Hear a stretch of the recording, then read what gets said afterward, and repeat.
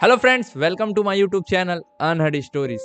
आपने भूत प्रेत की कहानी तो बहुत सुनी होगी, जिसमें कोई प्रेत आत्मा लोगों को परेशान करती है, या तो उसकी जान ले लेती है, या तो कोई काला जादू करके किसी का जान ले लेता है, या उसे बहुत परेशान किया करती है। परंतु मैं आज आपको एक किन्नर के आत्मा के बारे में बताऊंगा, जो किस प्रकार तीन दोस्तों के जान लेने के लिए उनके पीछे पड़ जाती है।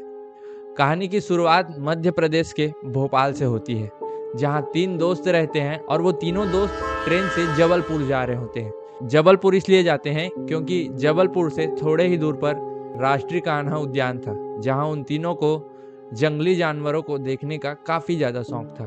उनको बाहर से जीप में बैठकर खुले में जंगली जानवर देखना काफ़ी ज़्यादा पसंद था, जिसके लिए वो लोग भोपाल से ट्रेन पर बैठते हैं और जबलपुर के लिए निकलते हैं। जिस ट्रेन के बोगी में वो लोग बैठे रहते हैं, उसमें थोड़ी ही देर में एक कम उम्र का किन्नर आता है।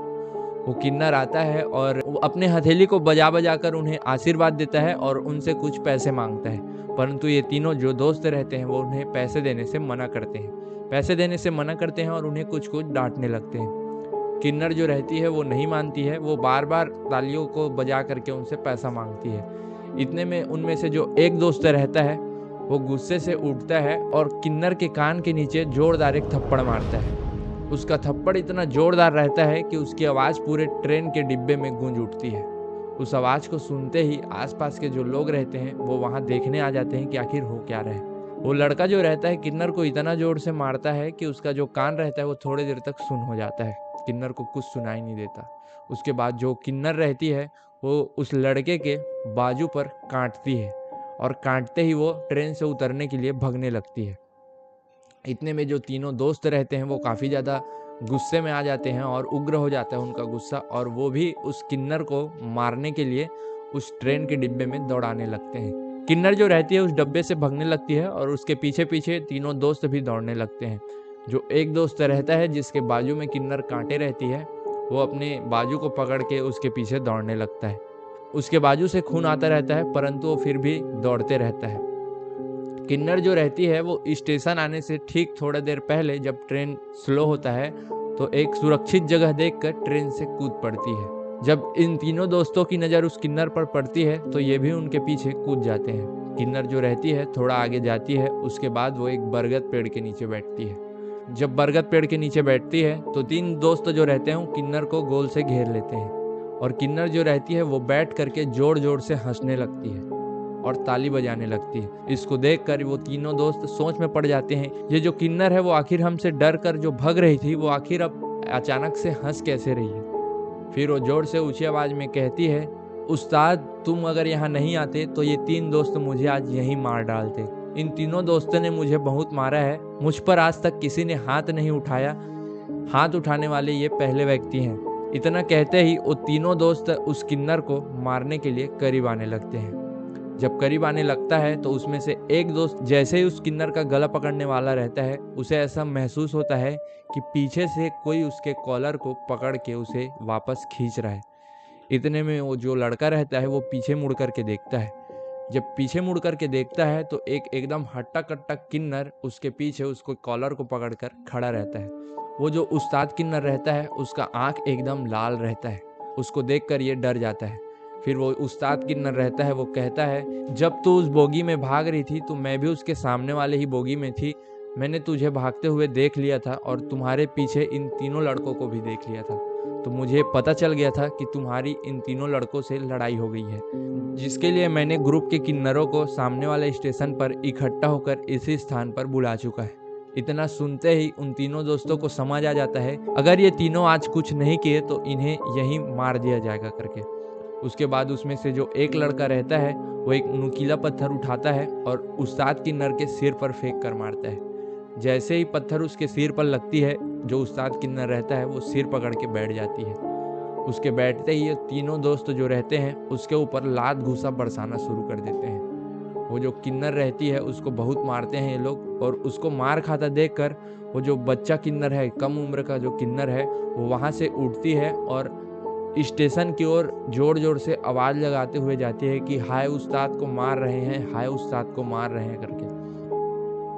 उसके जाते ही तीनों दोस्त जो रहते हैं उस उस्ताद किन्नर को बहुत मारते हैं। उसके वो जो उस्ताद किन्नर रहती है उसके नाक से सिर से खून आने लगता है, परंतु फिर भी ये मारते रहते हैं। जो कम उम्र की किन्नर रहती है जो वहाँ से भगी रहती है, वो अपने किन्नरों के ग्रुप के साथ इन तीनों लड़के की ओर आते हुए दिखाई देती है। जब ये तीनों देखते हैं, वो उस्ताद किन्नर को मार रहे थे उसे छोड़ करके जंगल की ओर भाग जाते हैं। जब बाकी के किन्नर वहाँ पहुँचते हैं तो काफ़ी ज़्यादा देर हो चुकी रहती है। देखते हैं कि उस्ताद किन्नर की मृत्यु हो गई है। उसके बाद वो जो किन्नरों का ग्रुप रहता है वो जोर जोर से हथेली से ताली बजाकर छाती पीट पीट कर रोने लगती है कि उस्ताद की मृत्यु हो गई है करके।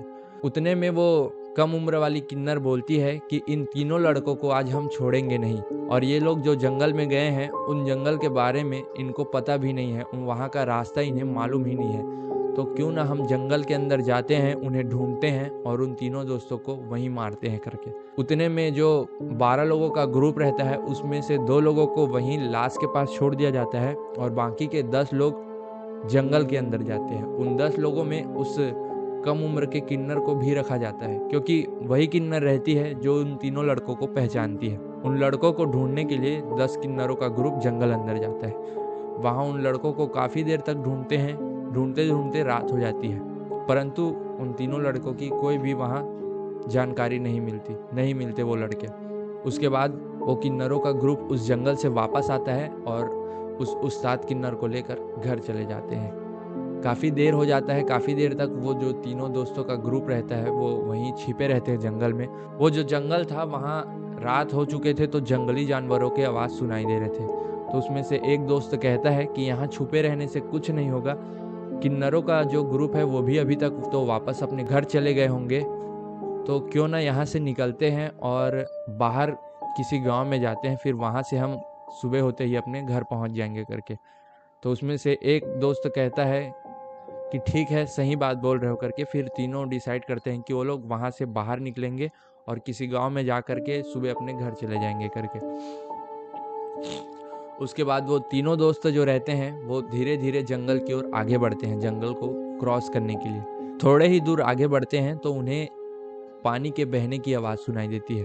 वो लोग काफ़ी देर से छिपे रहते हैं जिसके कारण उन्हें काफ़ी प्यास भी लगी रहती है, तो पानी पीने के लिए उस आवाज़ की ओर बढ़ते हैं। थोड़े दूर पर उन्हें जंगल का एक छोटा सा तालाब दिखाई देता है जहाँ पानी बहकर इकट्ठा हो रहा था। वहाँ वो लोग पहुँचते हैं। उसमें से एक लड़का पानी पीने के लिए अपना हाथ जो है वो पानी में डुबाया ही रहता है कि उसे ही फिर से ऐसा महसूस होता है कि कोई व्यक्ति उसे कॉलर पकड़ के खींच रहा है।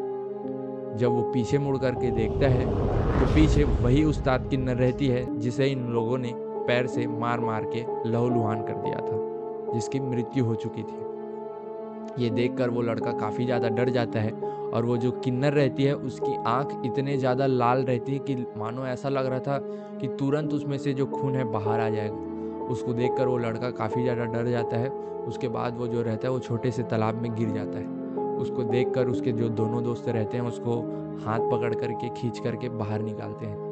जब बाहर निकालते हैं इस सब बात को बताता है कि मुझे पीछे से किन्नर जो है वो पकड़ी हुई थी, उसके बाद उसी ने मुझे ढकेल करके उस तालाब में गिरा दिया करके। इसे सुनकर वो दोनों दोस्त कहते हैं कि तुम्हारे मन का वहम होगा, ऐसा कुछ नहीं है करके। इतना बोल करके वो लोग वहाँ से आगे चल जाते हैं।